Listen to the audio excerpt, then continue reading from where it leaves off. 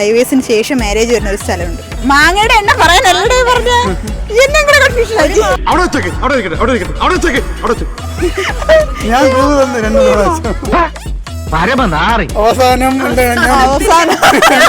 പരിചയുടെ അവസാനം അമ്മച്ചി ഇവിടെ ഇളക്കുന്നുണ്ട് നല്ലല്ലോ അറിയാം. കൂടുതൽ ഇളക്കല്ലേ, ഇളക്കണ്ടെങ്കിൽ വേണ്ട, ഞാൻ പോവാ. അമ്മച്ചി എല്ലാ മാസവും ഞെട്ടി ഭർത്താവിനെ പള്ളി വിളിക്കാറുണ്ട്.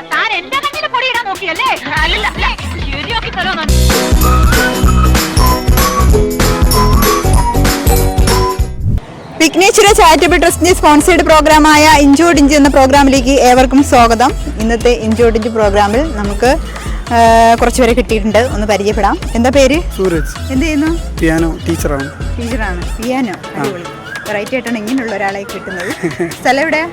ആരനാട്. സ്ഥലം? സുനിഷ. BA മ്യൂസിക് ആണ് പഠിച്ചത്. മ്യൂസിക്. അപർണ. ഷർമി ഹൗസ് വൈഫാണ്, നെടുമങ്ങാട്. പക്ഷേ ഞാൻ ഇവിടെ വന്നപ്പോഴത്തേക്ക് ഈ ചേച്ചിക്ക് 2 മക്കൾ, ഒന്ന് ഇവിടെ ഉണ്ട്, ഒന്ന് പുറത്തുണ്ട്. ഞാൻ കണ്ടായിരുന്നു. രണ്ടും എന്താണ് ഏജൊക്കെയുള്ള കുട്ടികളാണ്. പക്ഷെ ചേച്ചി കണ്ടാൽ പറയത്തില്ല. പക്ഷെ കൂടെ പഠിച്ചതാണോ എന്നൊക്കെ ഞാൻ കരുതി. ഈശ്വരാ, പാവത്തുങ്ങൾക്ക് ഇങ്ങനെ സൗന്ദര്യം തരല്ലേ. ഹലോ, പേരെന്താ?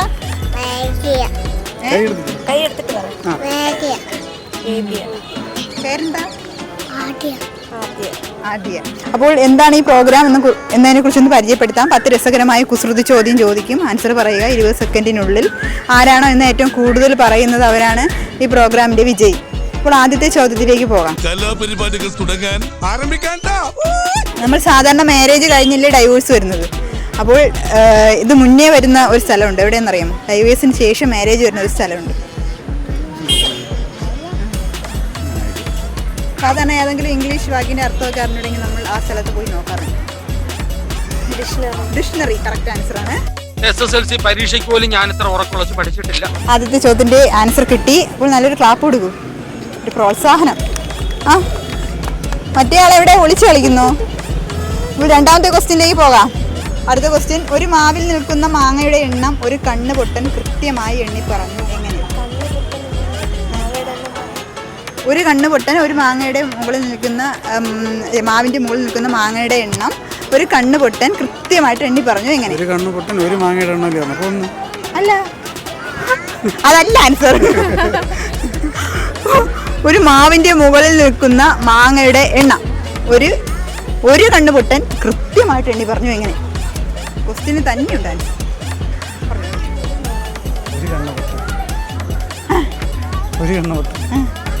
അപ്പൊ കൃത്യമായിട്ട് എണ്ണി പറഞ്ഞു. മാങ്ങയുടെ എണ്ണം പറയാനല്ല പറഞ്ഞത്. അല്ല, ഒരു മാങ്ങ. മാങ്ങയുടെ എണ്ണം പറയാനല്ലേ പറഞ്ഞ. എന്നെ കൂടെ കൺഫ്യൂഷൻ. മരുന്ന്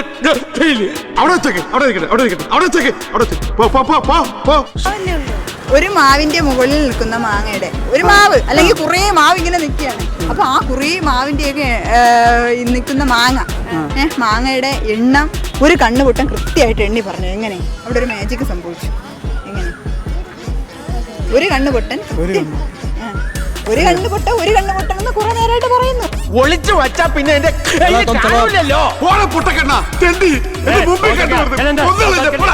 ഇതാ പറഞ്ഞത് അച്ചായൻ മണ്ടനാണെന്ന്. പക്ഷേ അതിൽ ആൻസർ ഉണ്ടെന്ന് മനസ്സിലായി. അതിൽ ആൻസർ ഉണ്ട്. എന്താണ്? ഒരു കണ്ണ് കാണാം.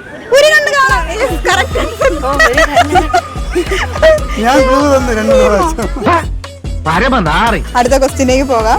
80 വയസ്സ് പ്രായമുള്ള ഒരാൾക്ക് എത്ര ജന്മദിനം ഉണ്ടായിരിക്കും? 80 അല്ല, 79 അല്ല. ഒരു ജന്മദിനം ഒന്നേ കാണൂ 80 വയസ്സുള്ള ഒരാൾക്ക്. കറക്റ്റ് ആൻസർ ആണ്. എനിക്ക് ഭ്രാന്തായി പോയതാണ്, അത് നാട്ടുകാർക്ക് മൊത്തം ഭ്രാന്തായി. അടുത്ത ക്വസ്റ്റ്യനിലേക്ക് പോകാം.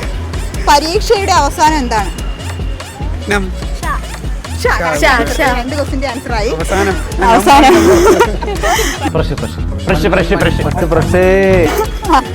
പരീക്ഷയുടെ അവസാനം. പരീക്ഷയുടെ അവസാനം. അടുത്ത ക്വസ്റ്റ്യനിലേക്ക് പോകാം. മിന്നലും വൈദ്യുതിയും തമ്മിലുള്ള വ്യത്യാസം എന്താണ്? മിന്നലും വൈദ്യുതിയും തമ്മിലുള്ള വ്യത്യാസം. രണ്ടിനും ചേർത്തൊന്നും അതല്ല.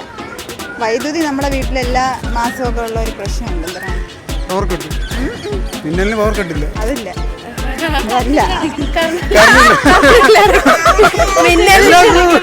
എല്ലാം അവിടെ പറഞ്ഞു. അതാണ് സംഭവം അല്ലേ. അപ്പോൾ 3 ക്വസ്റ്റ്യൻ്റെ ആൻസർ പറഞ്ഞു. അടുത്ത ക്വസ്റ്റ്യനിലേക്ക് പോവാം. ഗ്ലാസ്സിൽ പഞ്ചസാര ഇട്ട് ഇളക്കുന്നത് വലത് കൈ കൊണ്ടാണോ അതോ ഇടത് കൈ കൊണ്ടാണോ? സ്പൂൺ കൊണ്ടേ അമ്മച്ചി ഇവിടെ ഇളക്കുന്നുണ്ട്. നല്ല അറിയാം. കൂടുതൽ ഇളക്കല്ലേ, ഇളക്കണ്ടെങ്കിൽ വേണ്ട, ഞാൻ പോവാ. അപ്പൊ ചേച്ചിക്ക് 1 പോയിന്റ് കിട്ടി. അടുത്ത ക്വസ്റ്റ്യനിലേക്ക് പോകാം. ഞെട്ടിക്കുന്ന സിറ്റി ഏതാണ്? മെഡിസിറ്റി അല്ല, വേറൊരു സിറ്റി. ഞെട്ടിക്കുന്ന സിറ്റി അവിടെ ഇപ്പൊ വരും. എല്ലാ മാസവും നമ്മൾ വീട്ടിൽ നെട്ടാറുണ്ട്. നെറ്റ്വർക്ക് അല്ല, ഇലക്ട്രിസിറ്റി. Correct answer. അമ്മച്ചി എല്ലാ മാസവും ഞെട്ടി ഭർത്താവിനെ പള്ളി വിളിക്കാറുണ്ട്.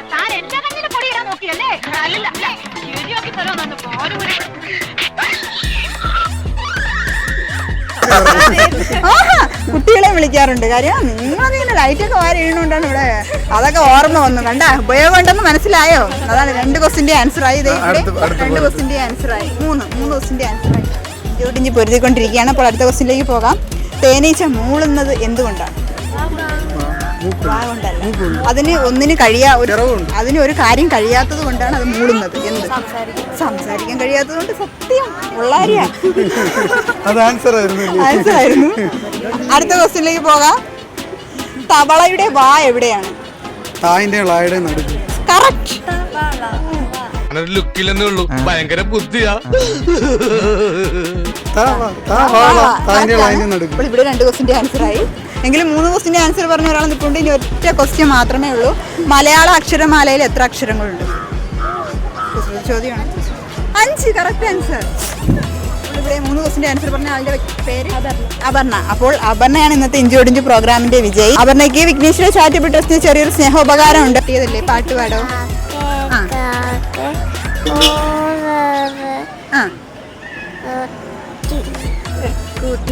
കൂട്ടിനകത്തൊരു നിങ്ങളൊക്കെ പാടിയ പിന്നെ ഞാൻ ഭയങ്കര പുള്ളിയാ. അപ്പോൾ ഇന്നത്തെ ഇഞ്ചോടിഞ്ച് പ്രോഗ്രാം എങ്ങനെ ഉണ്ടായിരുന്നു? കമന്റ് ഇടുക. അപ്പോൾ അടുത്ത എപ്പിസോഡിൽ കാണാം. Bye bye.